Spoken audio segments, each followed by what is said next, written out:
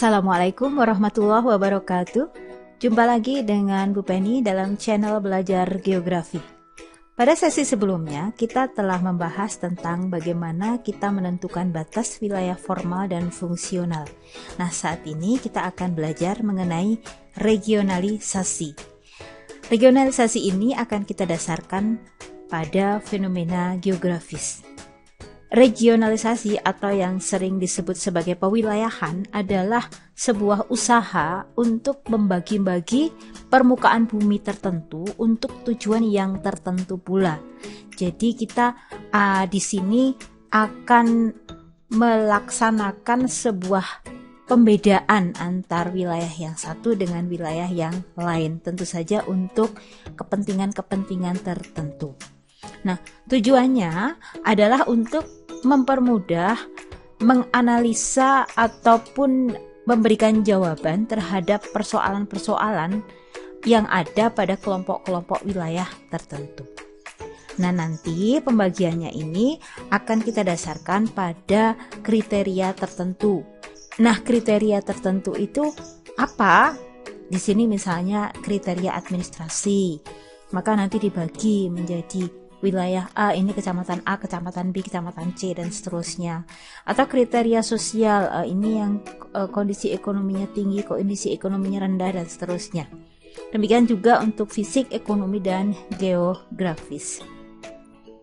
Nah, secara teknis, regionalisasi ini berkaitan dengan penentuan batas wilayah. Nah, apa manfaat dari regionalisasi? Regionalisasi ini akan membantu kita untuk memisahkan sesuatu yang berguna dari yang tidak berguna. Maksudnya di sini bukan kemudian ada sesuatu yang tidak berguna di muka bumi ini, tetapi yang fokus ya. Maksudnya ketika kita punya tujuan tertentu, maka ada hal-hal yang lebih penting untuk ditonjolkan untuk menuju ke sasaran fokus kita dibandingkan dengan hal-hal lain yang kurang penting. Nah, itu kemudian di sini dikatakan sebagai hal yang tidak berguna.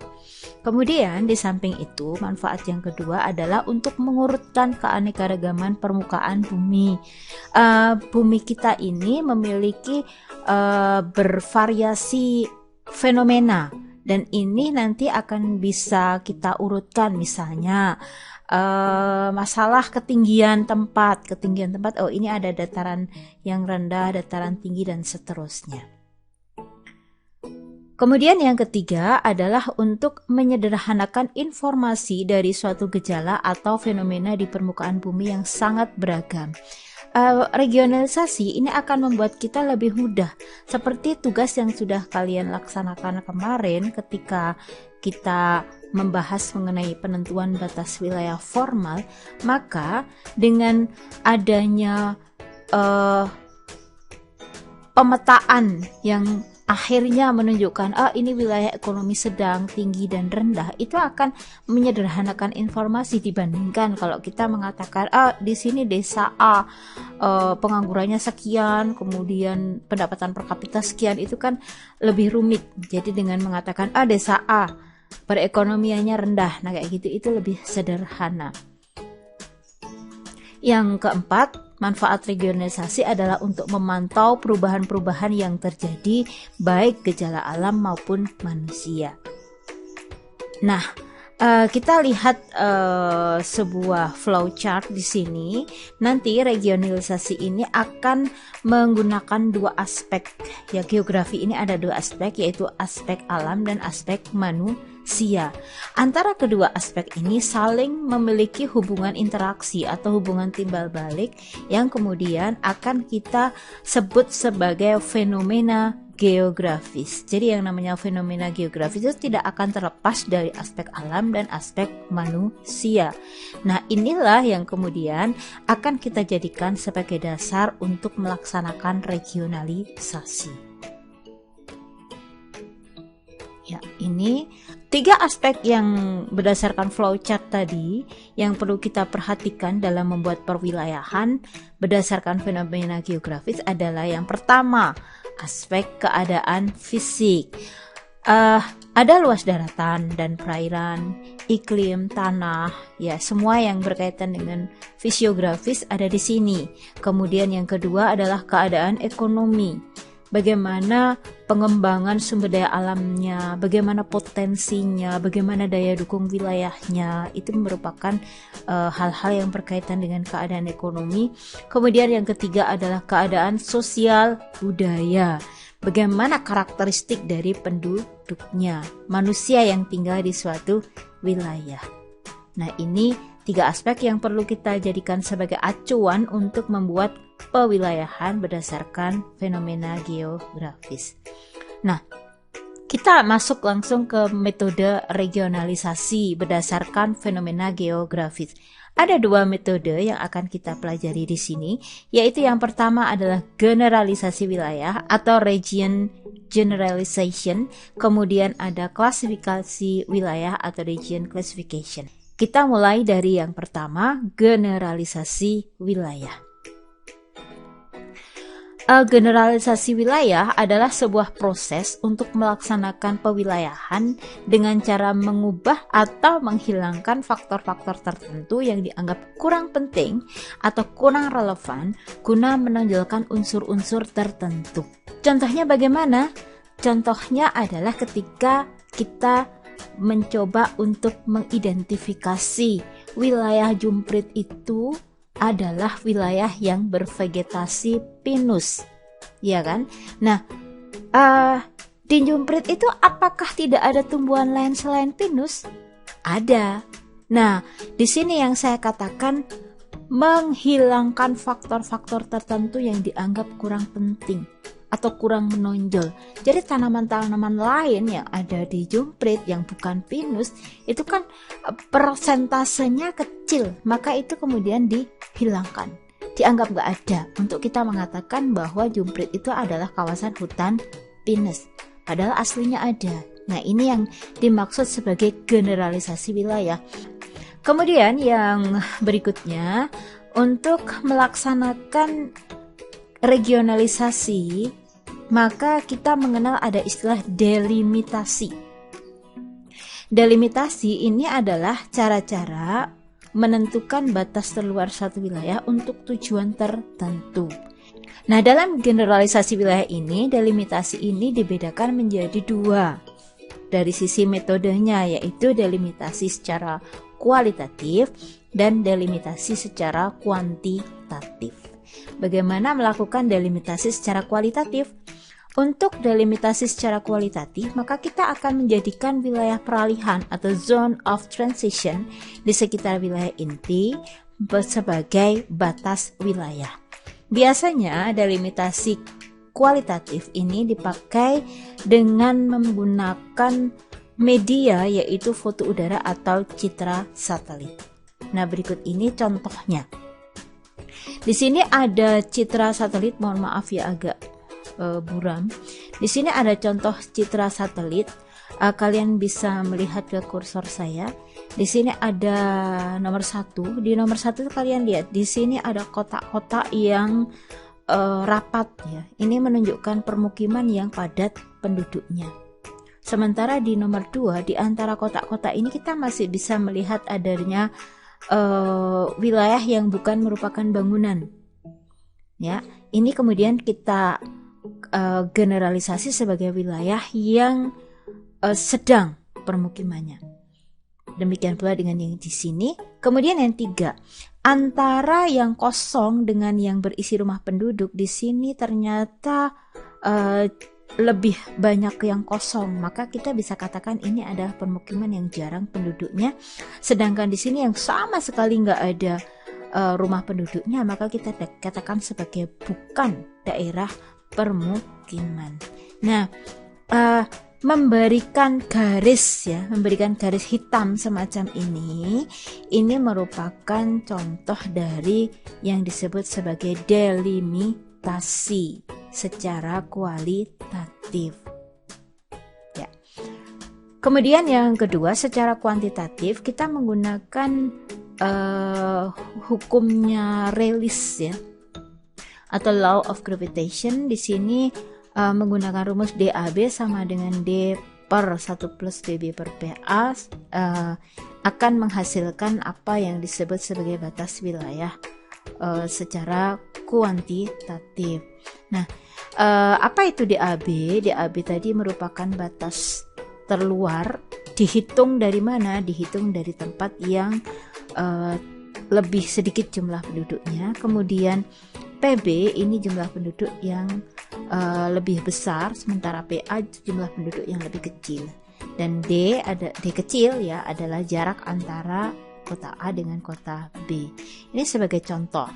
Nah, di sini ada 3 kota A, B, C, masing-masing memiliki jumlah penduduk yang berbeda. Kemudian jarak antara AB 60 km dan jarak antara BC 150 km. Kita diminta untuk menentukan batas pengaruh antara A dan B. Ini artinya kita menentukan limit. Jadi ini delimitasi secara kuantitatif. Nah, hitung dengan menggunakan rumus tadi. Misalnya dari A dan B, kita tentukan A dan B, kita masukkan angka-angka di sini, ketemu angka 60 per 3 sehingga ketemunya 20. 20 km itu dari mana? 20 km itu dari kota yang lebih sedikit jumlah penduduknya, dalam hal ini adalah kota B. Jadi 20 km dari kota B. Sementara dari B dan C, ya ini yang kedua, B dan C di sini ketemu 50 ya, ketemu 50. Artinya nanti 50 dari kota yang lebih sedikit jumlah penduduknya. Mana yang lebih sedikit? Kota C. Nah, kota C lebih sedikit, maka batas pengaruh antara B dan C itu ada di jarak 50 km dari kota C. Nah, ini kalau kemudian kita petakan, ini tadi batasnya 20 dari kota B, yang ini batasnya 50 dari kota C. Maka batas delimitasinya itu ada di sini, garis putus-putus ini. Ya, jadi sebenarnya sama dengan yang kualitatif, hanya saja di sini kita menggunakan angka. Prosesnya sama, yaitu menentukan batas. Simpulan dari regionalisasi ini, pada prinsipnya dalam menentukan batas wilayah ini tidak ada satupun daerah yang memiliki karakteristik yang sama identik, sehingga sulit ada batas yang tegas antar wilayah. Seperti kemarin sudah kita bahas, ini batasnya permukiman dengan batasnya sawah itu mana ya, itu sebenarnya sulit kalau mau ditegaskan itu, sehingga kita ambil jalan tengahnya saja. Nah, yang terpenting di sini adalah wilayah inti atau core region ini memiliki diferensiasi yang tinggi, sedangkan batas antar wilayah ada pada wilayah peralihan atau zone of transition, yang tentu saja memiliki tingkat diferensiasi yang paling rendah. Jadi wilayah yang campur aduk gitu ya, ini ada rumah, ini ada sawah, ini rumah, ini sawah, kayak gitu. Nah, itu adalah zona transisi, ya batasnya di situ itu. Yang sana sudah rumah semua begitu, yang sebelah satunya adalah persawahan. Nah, di sini yang antara rumah dan sawah berselang-seling, ini adalah batas transisinya. Ya, begitu. Kemudian kita lanjutkan untuk metode yang kedua dalam regionalisasi, yaitu klasifikasi wilayah. Klasifikasi wilayah adalah usaha untuk mengadakan penggolongan wilayah secara sistematis ke dalam bagian-bagian tertentu berdasarkan kriteria tertentu. Nah, penggolongan ini harus memperhatikan keseragaman wilayah. Nah, bedanya dengan generalisasi adalah kalau generalisasi itu nanti menghilangkan faktor-faktor yang tidak penting, kalau dalam klasifikasi wilayah ini tidak mengubah. Jadi dalam klasifikasi wilayah ini tidak mengubah atau menghilangkan data, tetap dianggap ada. Nah, kenapa demikian? Karena memang tujuannya bukan untuk menonjolkan karakteristik tertentu, tapi mencari perbedaan dari tiap bagian wilayah. Ada beberapa macam klasifikasi wilayah. Misalnya jika diklasifikasikan berdasarkan jenisnya adalah klasifikasi wilayah berdasarkan penggunaan lahan. Contohnya, di sana untuk hutan, di sana permukiman, di sana untuk padang rumput, di sana untuk industri dan seterusnya. Kemudian yang kedua, berdasarkan tingkatannya. Nah, ini contohnya adalah klasifikasi wilayah berdasarkan kepadatan penduduk. Misalnya, di sana padat penduduk, di sini jarang penduduknya. Itu kan menunjukkan adanya tingkatan. Dari uraian tentang pewilayahan ini, maka kita akan bisa simpulkan bahwa generalisasi wilayah berperan penting dalam proses perencanaan wilayah, terutama pada pre-planning periods atau tahap pengenalan wilayah. Nah, contohnya bagaimana? Misalnya, ketika ada pengembang, misalnya mau membeli lahan untuk membuat perumahan gitu. Nah, dia saat itu sedang pada taraf pre-planning periods. Dia melihat ada, di sini ada sebuah wilayah. Wilayah ini ada sedikit perbukitan, tapi tidak terlalu tinggi. Kemudian di sebelah sana ada sungai yang mengalir dengan lebar 3 meter misalnya, begitu. Dia kemudian melihat karena wilayahnya itu cukup strategis dekat dengan jalan raya. Oke, ini bisa dibangun perumahan begitu. Nah, di situ artinya dia mengabaikan atau meniadakan faktor sungai dan meniadakan faktor perbukitan itu. Kenapa? Karena dia lebih cenderung mementingkan faktor yang lain. Nah, itu yang dinamakan sebagai generalisasi wilayah. Faktor apa yang dia pentingkan? Misalnya dekat dengan jalan raya, luas, ada air, akses mudah untuk pemasangan instalasi listrik dan PDAM, seperti itu. Ini namanya generalisasi wilayah karena dia mengesampingkan keberadaan sungai dan bukit tadi.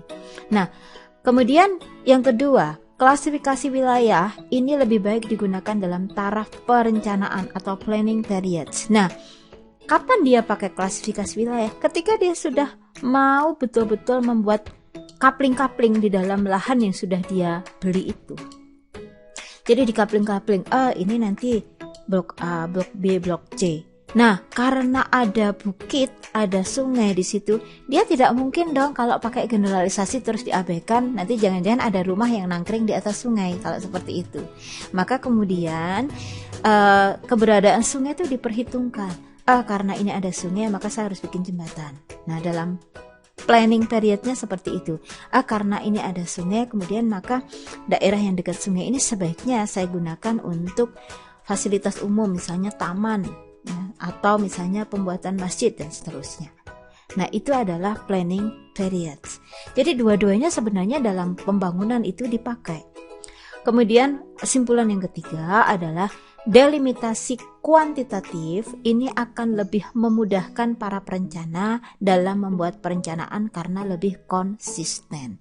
Memang, dengan menggunakan delimitasi yang kualitatif, kadang-kadang perubahan wilayah itu tidak bisa kita kendalikan.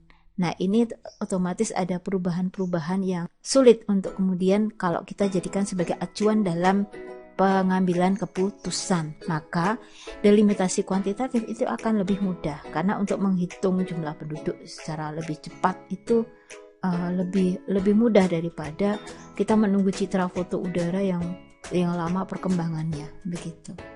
Baik, demikian pembelajaran hari ini mengenai regionalisasi wilayah. Semoga bisa kalian pahami dengan baik dan saya akhiri.